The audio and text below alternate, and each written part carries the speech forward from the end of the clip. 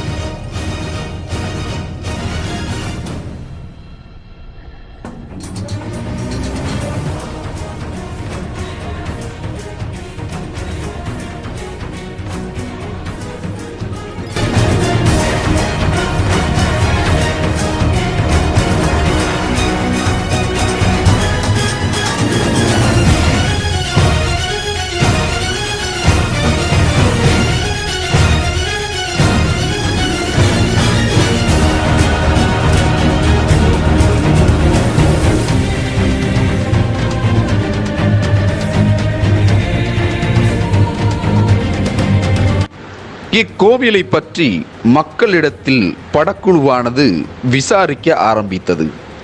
சுசீந்திரம் கோவிலில் அர்ச்சனை செய்வதால் தன்னுடைய சாபம் தீரும் என்ற வேண்டுகோளுக்கு இணங்க தேவேந்திரன் தன் சாபம் போக்குவதற்காக மருத்துவாள் மலையில் அமர்ந்திருந்து தியானம் செய்வதன் விளைவாக சுசீந்திரம் பெருமானுடைய அருளால் தினந்தோறும் இரவு நடுசாம பூஜை சுசீந்திரம் கோயிலில் செய்ய வேண்டி இந்த மருத்துவாள் மலையில் அமர்ந்து தியானம் செய்ததாக ஒரு வரலாறு உண்டு என மக்கள் நம்மிடத்தில் தெரிவிக்க ஆரம்பித்தார்கள். மேலும் இக்கோவிலை பற்றி பல தகவல்களும் நமக்கு கிடைத்தன.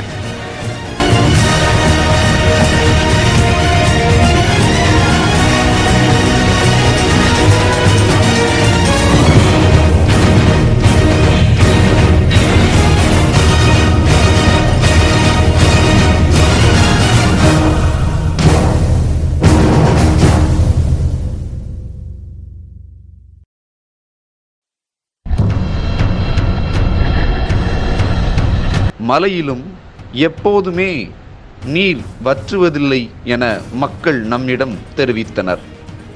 நாம் சென்று கொண்டிருக்கக்கூடிய பாதையிலே ஒரு நீர் அகழி ஒன்று காணப்பட்டது.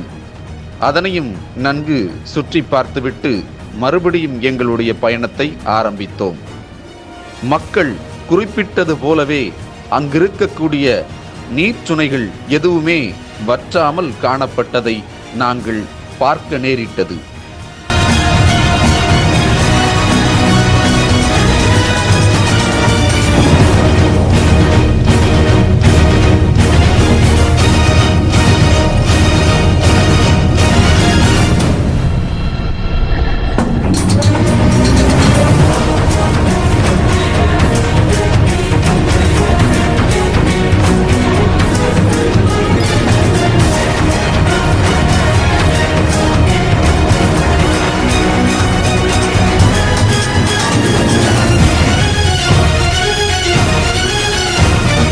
கருடா டிவி நேயர்கள் அனைவருக்கும் வணக்கம்.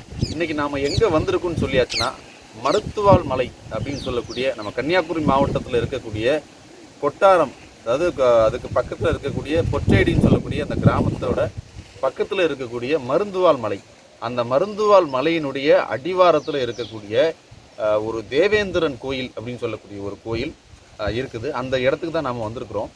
அங்கே சுசீந்திரம் தானுமாலையன் திருக்கோயிலுடைய தொடர்புடைய ஒரு இந்திரன் கோயிலாக இந்த இடத்துல ரொம்ப வருஷங்களாக காட்சியளிக்குது. அந்த கோயிலினுடைய வரலாறு, அந்த கோயிலில் இருக்கக்கூடிய சிறப்புகளை நாம் இன்னைக்கு பார்க்க போகிறோம். நாங்கள் சென்ற பாதை முற்றிலும் முரணாகவே இருந்தது. ஆங்காங்கே கற்கள் நிறைந்த இடமாகவும் காணப்பட்டது.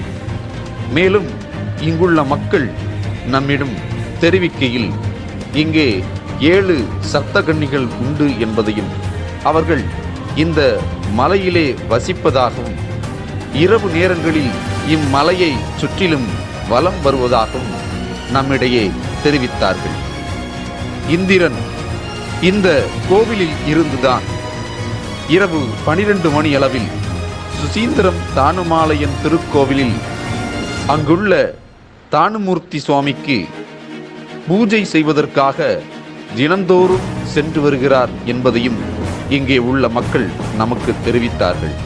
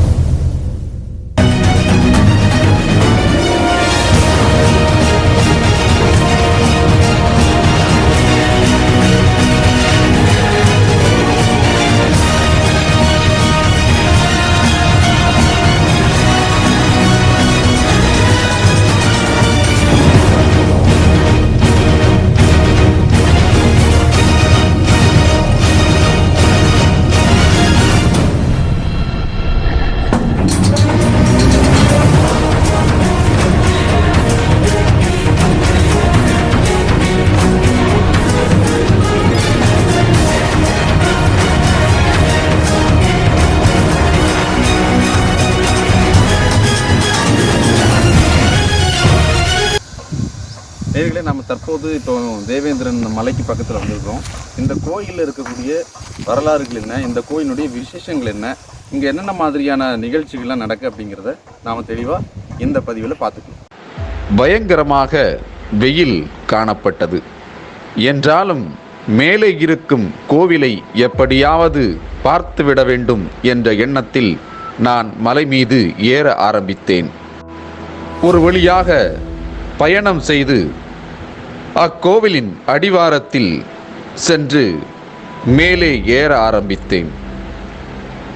சுற்றிலும் எந்த மனித நடமாட்டமே இல்லாமல் காணப்பட்டது.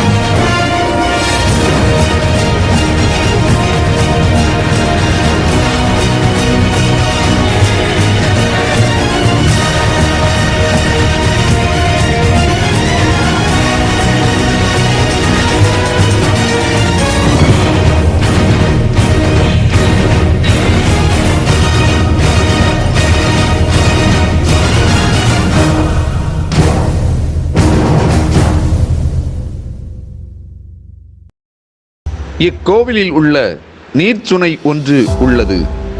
இந்த நீர்ச்சுனையானது எப்படிப்பட்ட கோடை காலத்திலும் வற்றுவதில்லை என இங்கிருந்த மக்கள் நம்மிடையே தெரிவித்தார்கள்.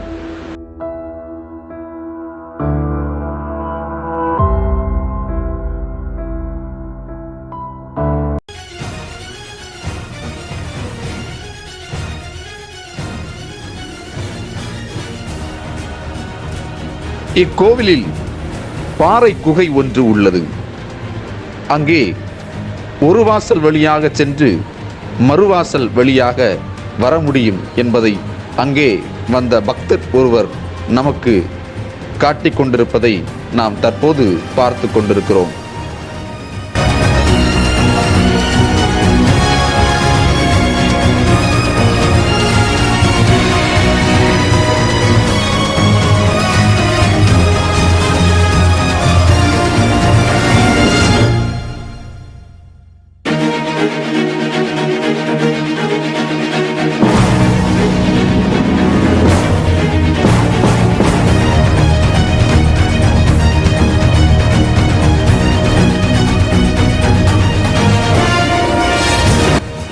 கோவிலின் உள்ளே சென்றவுடனே முருகப் பெருமானின் சன்னதியும் ஆஞ்சநேயர் சன்னதியும் ஐயப்ப சுவாமியின் சன்னதியும் கீழே அம்மன் சன்னதியும் காட்சியளிப்பதை எங்களால் பார்க்க முடிந்தது.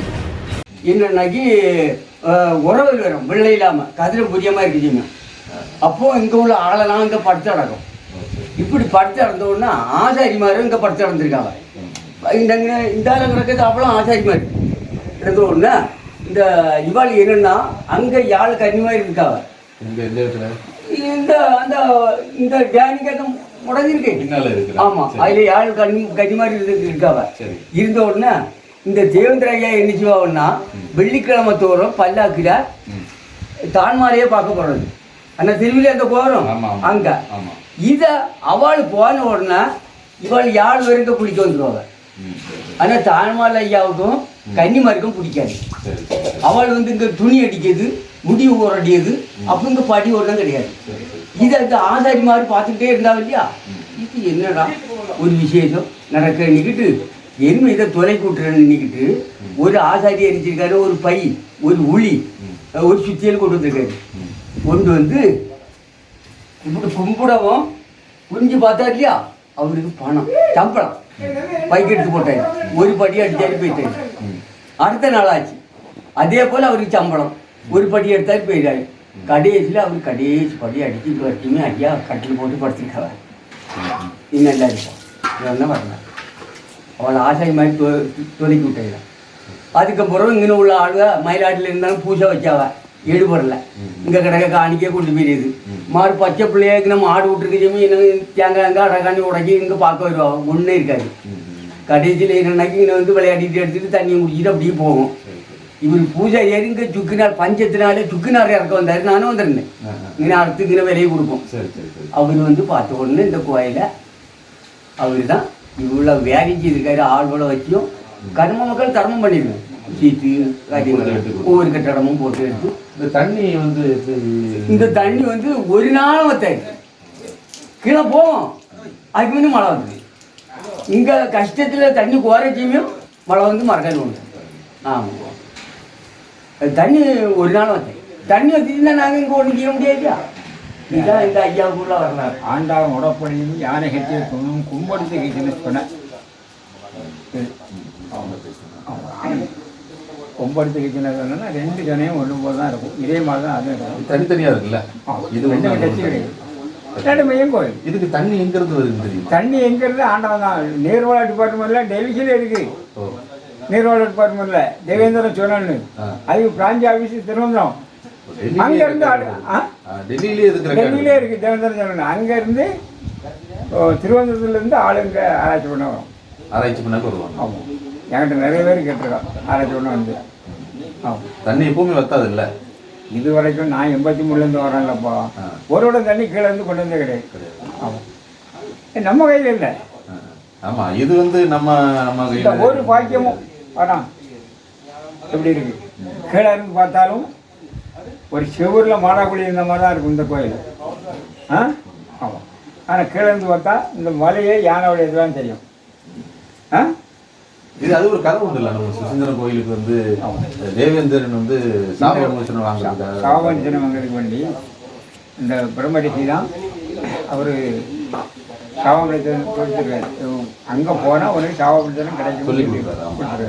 அப்போ இவர் அர்த்தஜாமத்துக்கு பூஜை டெய்லி இங்கே இருந்துக்கிட்டே அர்த்தஜாம பூஜைக்கு போயிட்டுருக்கு. அப்படி பூஜை எல்லாம் பண்ணும்போது யானையில் போவார். கோபுர வாசலில் போய் இறங்குவார். நேராக உள்ளே போனோடனே யானை வந்து 4 ரதங்களையும் சுற்றி வடக்கு வாசலுக்கு வரும். வடக்கு வாசலுக்கு வரதில் இவர் வடக்கு வாசலுக்கு முன்னால் பூஜை முடிச்சுட்டு வெளியே வந்துடுவார். வடக்கு வாசலில் இருந்து யாரையும் கரண்ட்டுக்கு 999 தான் இபிஆர் வந்திர இதில் கரண்ட்டுக்கு எங்களுக்கு ஏற்பாடு பண்ணது. ஏதோ கணபதி மேலே இருக்கிற ஒரு 2 சிவன் சக்தியா? ஆமாம். காலவாந்தெல்லாம் இருக்கும். சுசீந்திரத்தில் இருக்குல்ல அதே மாதிரி காலவாந்தெல்லாம் இருக்கும். ஓ சரி. இது கணபதி, இதில் கணபதி, தேவேந்திரன், சிவலிங்கம், பிரம்மலிங்கம்.